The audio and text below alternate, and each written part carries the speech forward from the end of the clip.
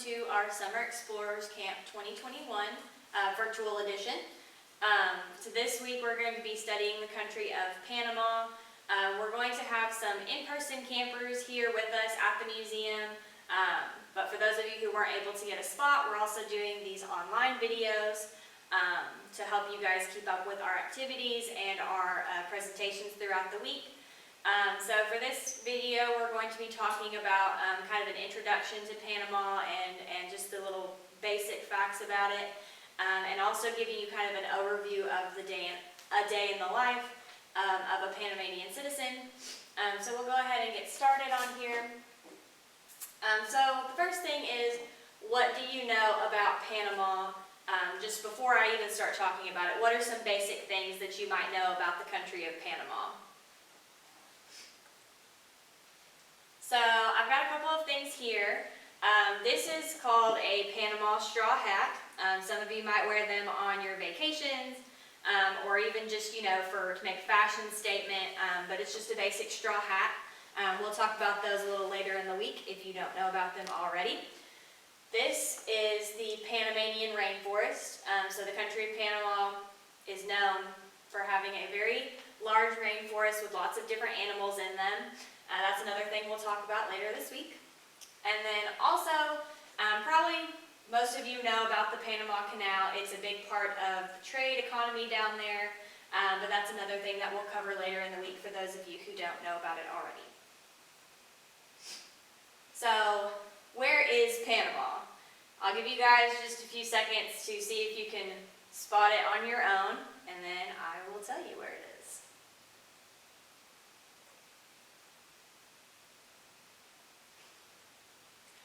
Panama is right here, where this star is located.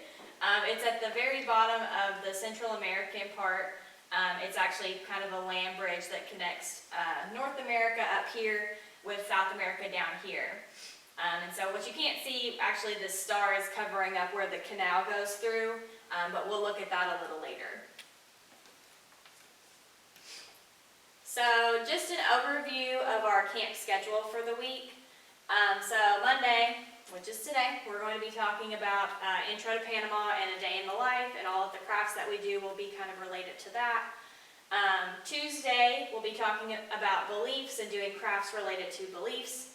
On Wednesday, we'll talk about technology and art and do crafts related to that. Thursday, we'll talk about trade and do some different crafts related to trade. And then on Friday, we will be having a Panamanian fiesta. So if you who are watching virtually would like to have your own version of a fiesta, go right ahead. So we'll go ahead and get started talking about a day in the life of a Panama citizen. So just an overview about Panama and just the country as a whole.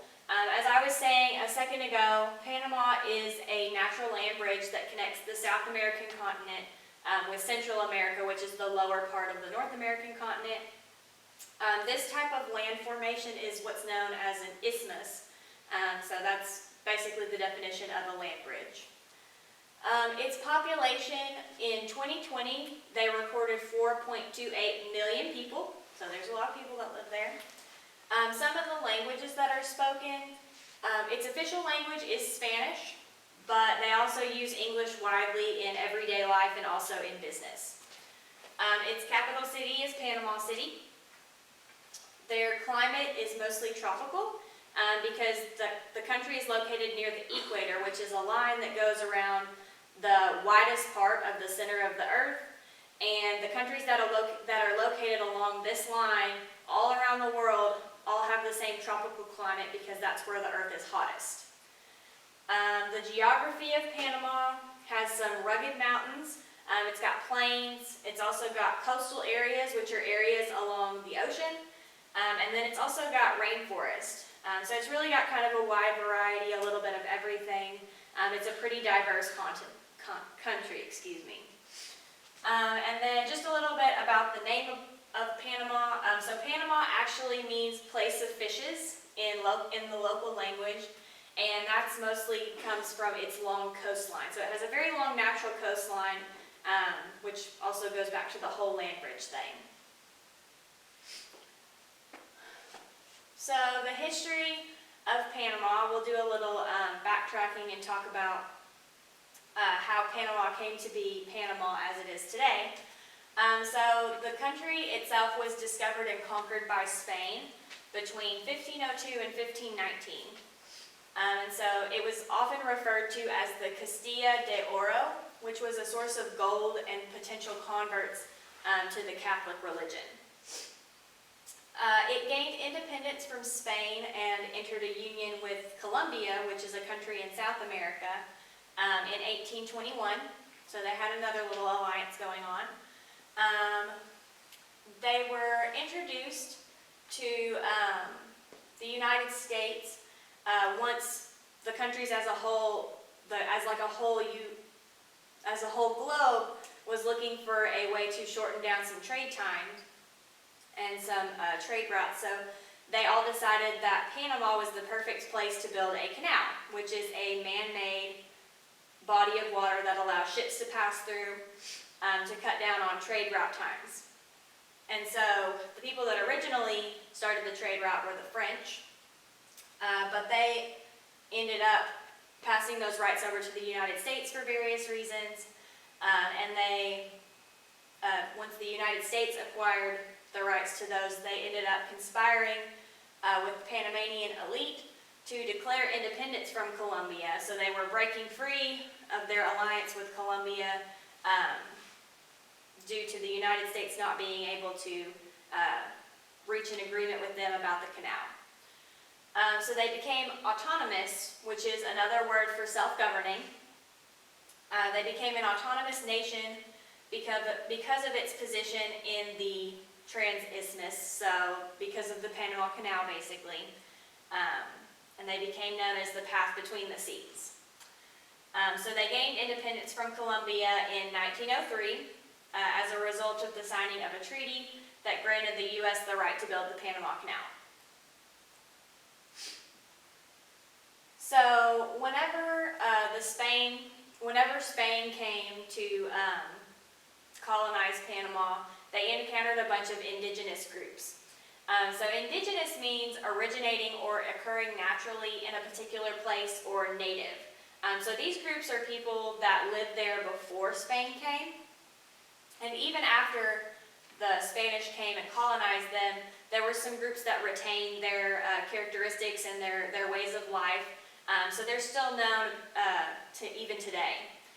So only 7 of these several dozen native tribes that originally lived in Panama are still around today.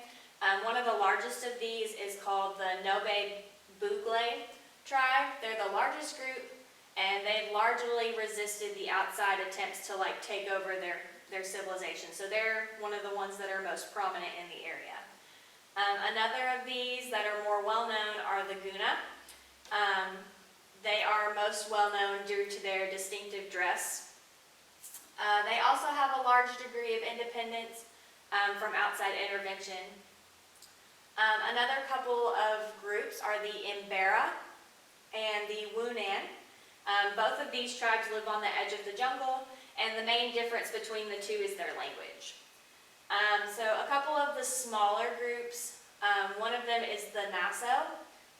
They have relatively low independence compared to some of the other groups, so they're one of the smaller ones.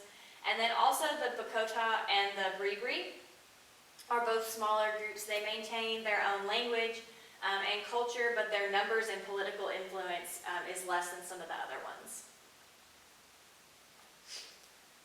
So let's talk for a minute about their religion and their rituals. So Panama is mostly Roman Catholic, and that's due in large part to whenever Spain came and colonized their country, they converted a lot of them to Roman Catholic. A lot of their traditional practices and beliefs have been maintained among the native groups, so like the indigenous groups that we just talked about, despite the efforts of the Roman Catholic missionaries since Spain colonized them. The most important ritual in Panama is known as Carnival. Carnival is celebrated all over the world, and in each of these celebrations there are a bunch of little differences, but the main concept of it is basically the same. So it began during colonial times Lots of Panamanians would dress up as the King and Queen of Spain, and they both celebrated and mocked the culture that had been created from the country's conquest. It became an official holiday in 1910, and it's typically celebrated the 4 days right before Ash Wednesday. The end of Carnival is meant to signal the end of partying and celebration, and starts the beginning of the 40 days of Lent, which is a time of where they abstain from a lot of things. So some of the agriculture that Panama is responsible for, they typically grow a lot of beef, so they have lots of cows, lots of veal, lots of fish. Corn is very prominent, especially in the making of arepas, which are these little bread cakes here. They like their coffee. They have lots of coffee and sugar cane as well, so that's like bamboo. They also grow lots of bananas or plantains, and also they grow lots of rice. And then also, as I talked about before, Panama is well known for its rainforest. So it's actually covered in rainforests, and the Panamanian rainforest is the second largest on the Americas after the Amazon rainforest, which is located in South America. So some rainforest animals that you might know or recognize are the jaguar, located up here, the coatimundi, this is a coatimundi, an anteater, a three-toed sloth, a mantled howler monkey, as you can see pictured right here, a keel-billed toucan, which is right there, and then also a boa constrictor, which I figure a lot of you know what it looks like. So that is the end of our presentation for day 1. So we'll see you in our later videos today for some crafts.